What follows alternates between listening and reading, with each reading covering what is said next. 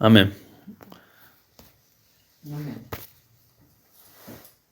Como vimos el miércoles pasado, hasta el final del capítulo 7, Pablo estaba describiendo la incapacidad del hombre para justificarse, para autojustificarse, ¿no? Los versículos 24 y 25 del capítulo 3 son, como habíamos dicho, la bisagra que divide la vida religiosa inútil de la nueva vida en Cristo. Vamos a leerlos nuevamente. Capítulo 24 y 25 del capítulo 7, allá atrás. Capítulo 7. Sí. Dice, miserable de mí, ¿quién me librará de este cuerpo de muerte? Y ahí empieza la nueva vida en Cristo. Dice, gracias doy a Dios por Jesucristo Señor nuestro. Así que yo mismo con la mente sirvo a la ley de Dios, más con la carne a la ley del pecado. Esa frase era la bisagra que hacía Pablo entre todo eso que viene diciendo desde el capítulo 1, de la inutilidad del hombre, la incapacidad de acercarse a Dios por sus propios métodos, y ahora empieza la nueva vida en Cristo. Pero ahora, y vamos a notar una diferencia sustancial entre todo lo que venía diciendo Pablo, casi parece pesimista, pero en realidad no es pesimista, simplemente está describiendo la vida del hombre sin Cristo y la vida del hombre intentando acercarse a Dios, pero sin las herramientas correctas. Pero ahora entra en juego, como podríamos decir, en la ecuación que antes no estaba. A partir del capítulo 8 entra alguien que no estaba antes. Podemos leer desde el capítulo 1 hasta lo último que acaba de decir Pablo. Había alguien que no había todavía en la ecuación. ¿Quién es? El Espíritu Santo de Dios, exactamente. De hecho, en la Reina Valera, si leemos el título, dice viviendo en el Espíritu. Y ahora la forma de hablar de Pablo va a cambiar, pero sustancialmente de ahora en adelante, ¿no? Todos los esfuerzos anteriores por cumplir la ley de Dios nos hacían, ¿cómo nos hacían? Miserables, decía Pablo, miserable de mí. ¿Cómo voy a hacer con este cuerpo que me obliga a pecar? Decía, antes de tener el Espíritu de Dios.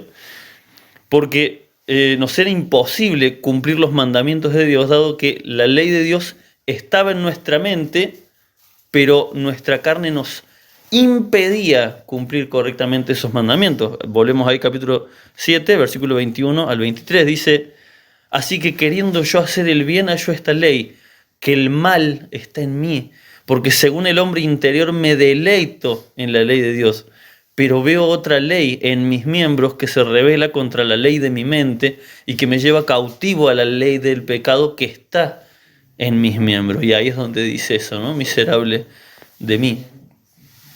Como les decía, todo eso, en ese momento Pablo se sentía miserable porque todavía el Espíritu de Dios, antes de que él conociera a Cristo, antes de ese encuentro que tiene, primero se llamaba obviamente Saulo, ¿no? Él vivía esa vida religiosa intentando acercarse a Dios, pero él reconocía ese pecado, esa debilidad en sí mismo, pero luego tuvo el encuentro con Cristo.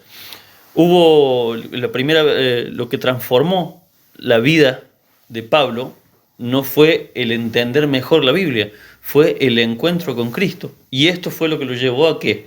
A tener una vida llena del Espíritu Santo. En Pentecostés, en Hechos, no lo vamos a leer obviamente porque se va a hacer muy largo, pero en Pentecostés, al principio del libro de Hechos, ¿qué ocurrió? Ocurrió algo nuevo para la humanidad que no había pasado nunca antes, ¿no? Que es que el Espíritu de Dios descendió a la tierra luego del ascenso de Cristo. Muere Cristo, resucita, asciende, y él, antes de irse, Jesucristo dice, no los voy a dejar huérfanos, no se preocupen, les voy a mandar otro consolador, ¿sí? O sea, él se iba, pero mandaba a otro. El Espíritu, quien está hoy aquí con nosotros es el Espíritu Santo de Dios. Y vino para quedarse, ¿hasta cuándo? Hasta cuando lo vuelve. Es decir, en realidad para nuestras vidas sería para siempre, ¿no? Ya no se va a ir. ¿Y por qué me refiero para siempre? Porque en el Antiguo Testamento, ¿sí?, el Espíritu de Dios solo descendía algunas veces sobre algunas personas y por un tiempo limitado. ¿sí? No era como ahora que el Espíritu Santo vino y mora. ¿A dónde mora? En la iglesia, en nosotros. Eso antes del Antiguo Testamento no pasaba. El Espíritu de Dios descendía sobre alguna persona específica para que cumpla un propósito específico, pero luego se iba nuevamente. Reposaba sobre, por ejemplo, había dos muy conocidos en la Biblia que estuvo en ellos hasta el día de su muerte, que fue Elías y Eliseo. Ellos cumplieron completamente la carrera que Dios les mandó con el Espíritu, ¿no? Estando en ellos. Pero el Espíritu ese de Dios no quedaba en otros predicadores, en otros pastores, en otros hermanos. No, él descendía sobre ese, así sobre cada uno de los que iba cumpliendo un propósito. Pero hubo algunos a quienes el Espíritu de Dios abandonó. ¿Sabían ustedes eso? Los abandonó en vida. ¿Sabían? Sí. ¿Por qué? Por su insistencia en el pecado. Sí. Vamos a ir rápidamente a 1 de Samuel, capítulo 16.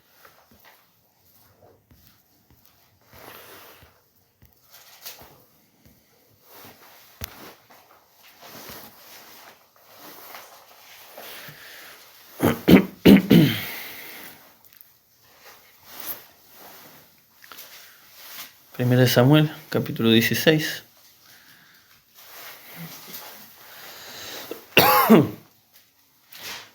Versículo 14. Dice, el Espíritu de Jehová se apartó de Saúl y le atormentaba un espíritu malo de parte de Jehová. Claro, Dios le dio un montón de oportunidades, lo hizo a Saúl el primer rey de Israel. Y él insistía en hacer lo malo, y el Espíritu Santo de Dios se cansó. Basta, me voy a buscar a otra persona que sí tenga ganas de servir a Dios. Y hubo otra persona más. ¿Se acuerdan a alguien que dice que fue abandonado por el Señor?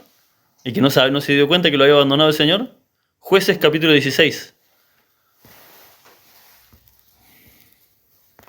Alguien que jugaba con la fuerza que Dios le dio. Jugaba hasta que Dios dijo, basta, me cansé. Jueces capítulo 16, versículo 20.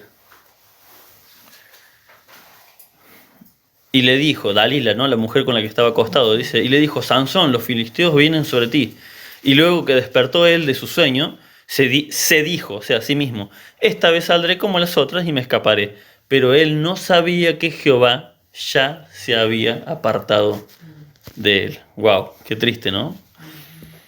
Entonces, como les decía, el Espíritu Santo de Dios, a partir de Pentecostés, vino de forma permanente sobre la iglesia. Este fue un evento histórico para el resto de la humanidad, que ninguno de los del Antiguo Testamento tuvo el privilegio que tenemos nosotros, de que ahora el Espíritu de Dios mora día y noche, a tal punto que ya no lo podemos espantar de nuestra vida. Pero ¿saben qué sí podemos hacer? El hermano lo decía en la oración. Apagarlo, entristecerlo.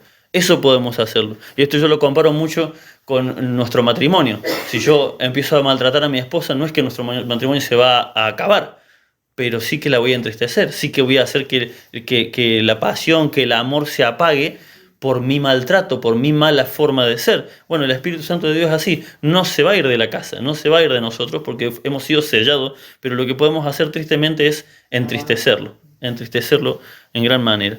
Volvamos a Romanos capítulo 1, Romanos capítulo 8, versículo 1.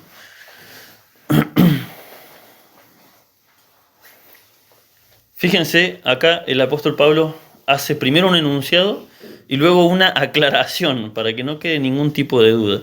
Dice, ahora pues, ninguna condenación hay para los que están en Cristo. Pero ojo, pone una coma y hace una aclaración. Los que no andan conforme a la carne, sino conforme al Espíritu. ¿Por qué hace esta aclaración?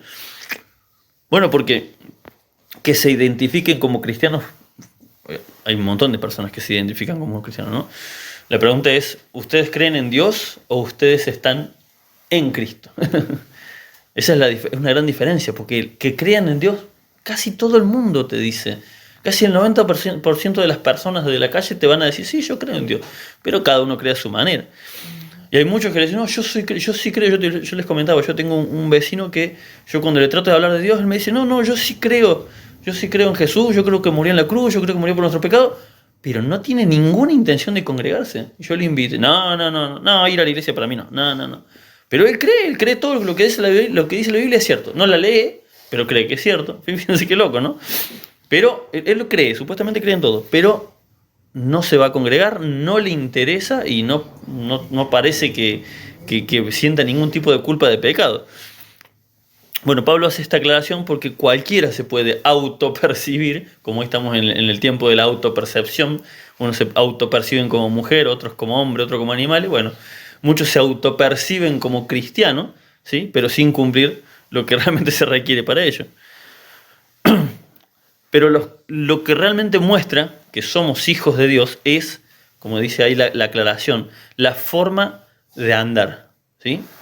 A los que no andan conforme a la carne, la forma de andar, la forma de proceder, la forma de actuar de acuerdo al Espíritu de Dios y no de acuerdo a las pasiones humanas, ¿sí? En Mateo 7:16 el Señor Jesús dice, por sus frutos los conoceréis. ¿Cómo vas a saber si uno es cristiano de verdad?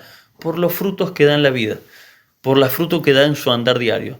Lo ves desde antes que decía que era cristiano hasta después de que decía cristiano y ves cambios, ves que este tipo tal vez le falta un montón de cosas, pero ya no es el mismo, se nota que no es el mismo. Tal vez le falta madurar en muchas cosas, pero no es el mismo de antes. Entonces ya está dando frutos, ¿no?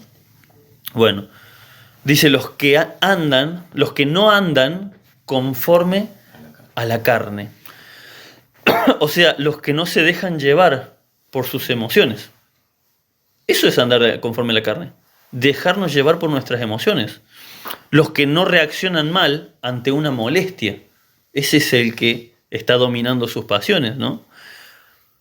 Los que dominan sus pasiones desordenadas. Siempre que yo escuchaba la palabra pasiones desordenadas, me imaginaba a pecados sexuales graves, ¿no? Pero muchas veces es mucho más simple.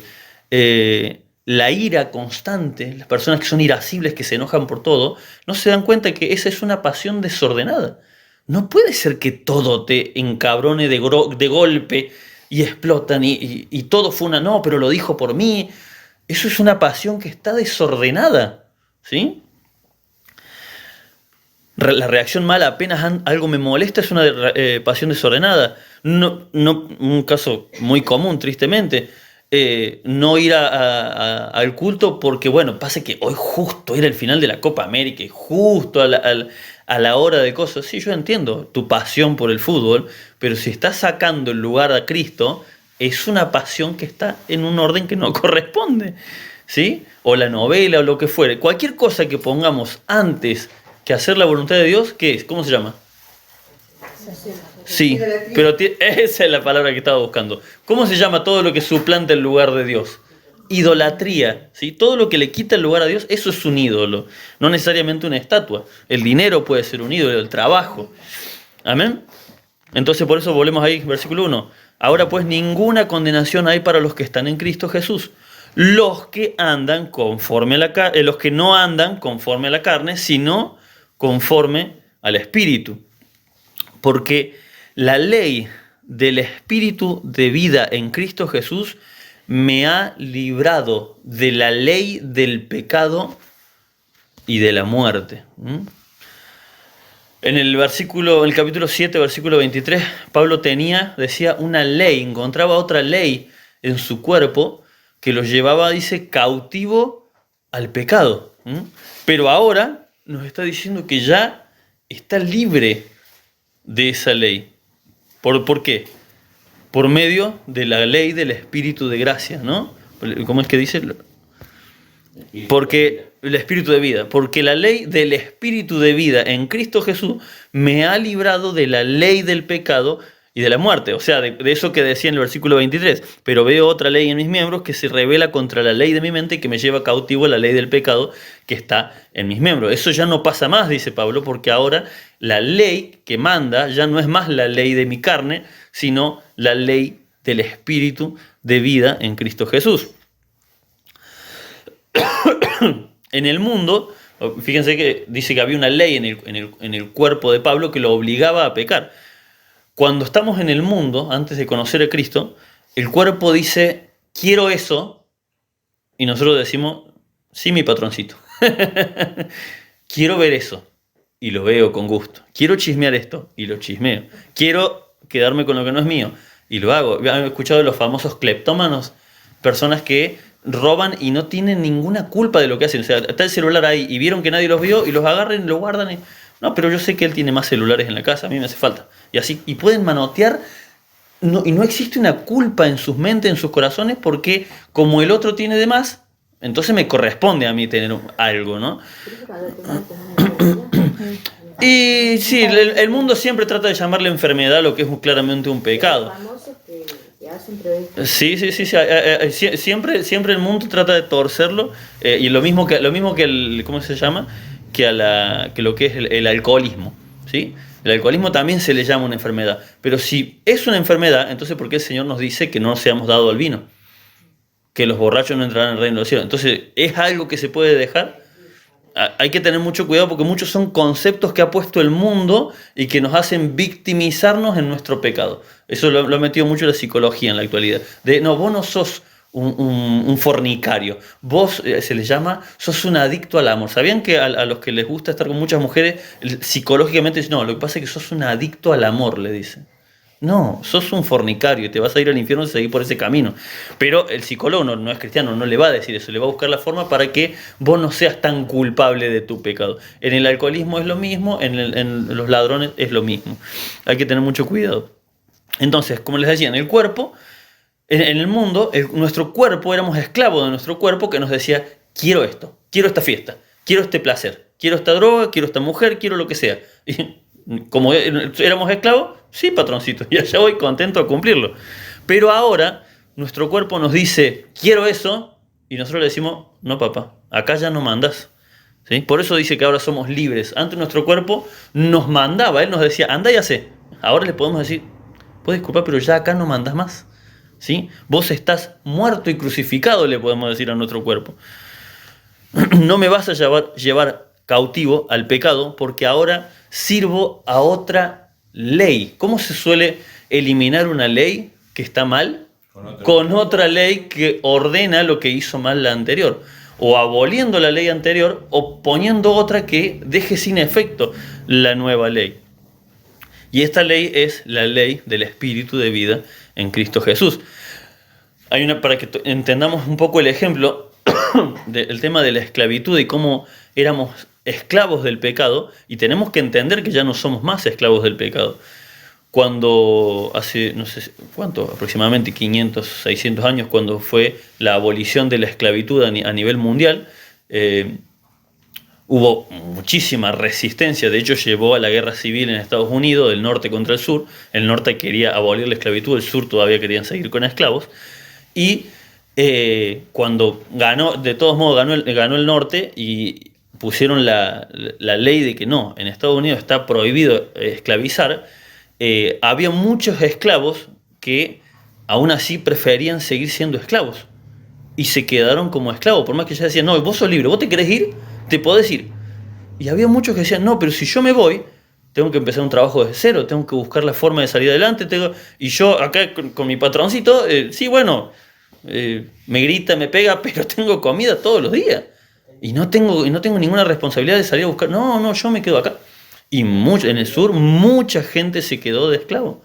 Mucha gente se quedó muy contenta. No, déjame acá nomás, yo no tengo interés en ser libre. Mientras que otros en cuanto se decretó la libertad, enseguida ¿qué hicieron? Agarraron armas y dijeron, vamos a pelear para terminar de liberar a los otros que quedan esclavizados, ¿no? Fueron los dos bandos de esclavos. Los que se liberaron inmediatamente dijeron, ahora voy a pelear por mi libertad. Ahora que me dieron la libertad de pelear, voy a pelear por mi libertad. Y otros dijeron, no, yo estoy más que cómodo acá, no me interesa salir. Bueno, fíjense qué curioso. Cuando Israel sale de Babilonia, también fueron cautivos, millones de personas fueron. ¿Saben cuántos volvieron cuando fue el llamado, cuando son liberados de Babilonia y son enviados que vuelvan a su tierra? El rey les dice, todos los que quieran volver son libres de volver. ¿Cuántos dice la Biblia que volvieron? 42.000. nada. Había más de 1 millón de esclavos. Solamente 42.000 dijeron, sí, yo quiero ser libre. Claro, pasa que ya habían hecho su familia, sus casas, sus negocios, sus comodidades en Babilonia. Ya no tenían ganas de volver. Es como cuando hay algún hermano que está en una iglesia grande, cómoda y hermosa, con luces e instrumentos, y le dicen, hermano, ¿sabe qué? Estamos abriendo una nueva congregación en La Quiaca. No hay nada, hace falta urgente palabra de Dios. Se prende para... No, estás loco vos. No, déjame acá. No, pero allá vas a tener más autoridad, vas a ser el pastor, vas a poder organizar vos la alabanza como a vos te gusta, vas a poder dar la palabra. No me interesa. No me interesa. A mí déjame acá, sirviendo ahí, tocando la guitarrita nomás, que estoy más que contento. Más libertad significa más responsabilidad. Y muchas veces el esclavo prefiere seguir siendo esclavo.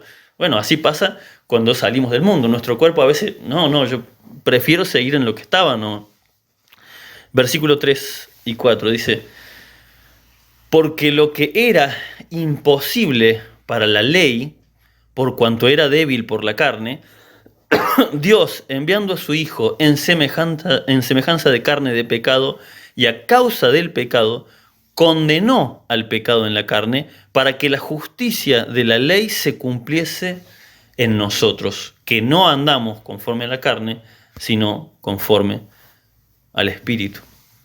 Fíjense que dice el versículo 3, que era para nosotros imposible cumplir la ley de Dios por nuestros propios medios. Era totalmente imposible. Antes del capítulo 8, Pablo era miserable porque su cuerpo lo llevaba al pecado. Pero a partir del capítulo 8 en adelante, Pablo no es solamente libre, ¿sí?, sino que es algo más. Fíjense, vamos a ver un poquito más adelante, para que veamos la transformación de una vida a la otra. Capítulo 8, versículo 37, ahí nomás. ¿Qué dice? Ante todas estas cosas somos más que vencedores por medio de aquel que nos amó. Ajá.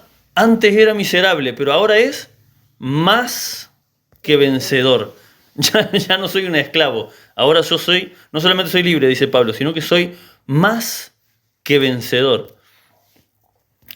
Volvamos al el versículo 3 y 4, dice, porque lo que antes era imposible para la ley, ¿sí?, porque la ley fue dada por el Señor, obviamente era santa, ¿sí?, la ley de Dios era santa, pero ¿cuál era el problema? Que por cuanto era débil por la carne, el problema estaba en nosotros, no en la ley de Dios, no es que la ley era el problema, éramos nosotros que éramos incapaces en nuestro cuerpo de pecado de cumplir la ley de Dios, y todavía lo somos sin Cristo, obviamente. Vamos de vuelta, porque lo que era imposible para la ley, por cuanto era débil por la carne, Dios, enviando a su Hijo en semejanza de carne de pecado, y a causa del pecado, condenó al pecado en la carne. Lo que hizo Jesús fue pagar el precio que la ley demandaba. ¿Y cuál era el precio que demandaba? Cumplir la ley perfectamente. ¿Quién podía cumplir la ley perfectamente? Nadie. Nadie, ningún ser humano podía cumplir perfectamente todos los mandamientos. Y eso es exactamente lo que vino a hacer Jesucristo. Cumplir en un cuerpo, dice, semejante al nuestro, con los deseos, con las pasiones, pero sin pecado. ¿Sí? Dice también la palabra del Señor dice que no tenemos un sumo sacerdote que no se pueda compadecer de nosotros, porque Él vivió cosas semejantes a las nuestras en el cuerpo, pero sin pecado. Fíjense qué curioso con respecto a este tema de la esclavitud. Aunque fue abolida la esclavitud en un montón de países, hubo muchos lugares donde no quisieron acatar la ley, acatar esta nueva normativa mundial, y solamente hubo una forma de liberar a los esclavos, que fue pagando. Hubo muchos lugares donde hubo que ir a decir, ok, ¿cuántos salen todos tus esclavos? Gente de mucho dinero que Dios les tocó el corazón y iban a esos lugares, ok, no te va, y decían, la única forma de acá que me saqué los esclavos es que nos agarramos a tiros, nos matamos entre todos. No hace falta. Había mucha gente muy adinerada y Dios les había dado un buen corazón, y iban a decir, ¿cuánto salen todos tus esclavos? Y ponían un precio asqueroso para que digan que no. El esclavo, capaz que la transacción del esclavo, supongamos que saliera, qué sé yo, $1.000 un esclavo, ellos te decían $10.000 por cada esclavo. ¿Me vas a sacar los esclavos? Bueno, entonces pagame 10.000, y tenían lo mejor, qué sé yo, una planta tenía 20, 40 esclavos. Ok, ¿los querés comprar? Te los vendo. $10.000 cada esclavo. Y iba gente que el Señor había mandado muy adinerada y decía, ok, me los llevo todos. Para darle libertad. Para darles libertad. Exactamente. Pues pagaba un precio que no era un precio razonable, era un precio mucho más alto de lo que pedía el esclavista. El Señor hizo exactamente eso. Pagó un precio tan alto por nuestros pecados que sobrepasa, pero con creces, lo que hicimos y lo que pudiéramos hacer.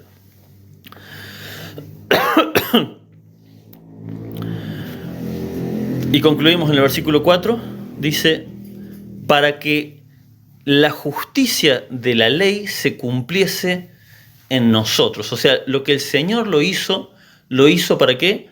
Para que la justicia de la ley, esa justicia que no podíamos cumplir por nuestros propios medios, Él la cumpliese, se cumpliese en nosotros. Ahora eso que Él hizo se nos acredita a nosotros como si lo hubiésemos hecho nosotros.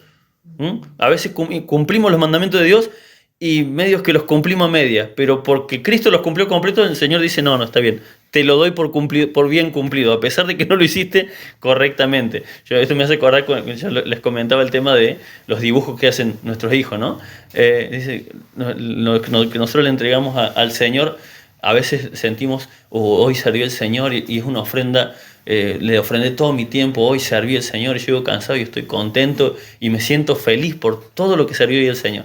Y eso es más o menos parecido a nuestros hijos que vienen con 5 añitos y me dicen, mira papá, te dibujé. Y es un garabato horrible, pero vos le tenés que decir, ay mi vida, qué bonito, te salió hermoso mi amor, qué bonito, estás dibujando cada vez más. Y es verdad, y cada día van dibujando mejor. Pero sigue siendo un garabato horrible, no me parezco a ese de la foto que dibujan. Esa es la verdad. Esa es la verdad. Delante de Dios es así. Somos así. Nos acercamos y todo, Señor, te voy a entregar mi vida. Y el Señor lo acepta con una ternura, porque en realidad el que cumplió todo fue nuestro Señor Jesucristo, y por medio de Él acepta ese regalo. Está hermoso. Y lo agarra y lo pega en la heladera. Contento por lo que nosotros le entregamos. Para que la justicia de la ley se cumpliese en nosotros, que no andamos conforme a la carne, sino conforme al Espíritu. Ahora, hermanos, tenemos un ayudador para cumplir la palabra de Dios. El problema ¿por qué no se podía cumplir la ley de Dios? Es porque humanamente era imposible, ¿sí? Pero ahora tenemos a alguien que nos ayuda, que es al Espíritu Santo de Dios. Y ya no cumplimos la ley para alcanzar la salvación. Ya lo hemos aprendido eso. Ya no tenemos que alcanzar la salvación, ya la tenemos en Cristo. Él nos la dio, Él la ganó y nos la dio. Ahora lo que hacemos, lo hacemos como gratitud a Cristo por su obra en la cruz. Amén, hermanos, ya no obedezcamos al pecado porque somos libres de la ley del pecado. Amén. El Señor les bendiga.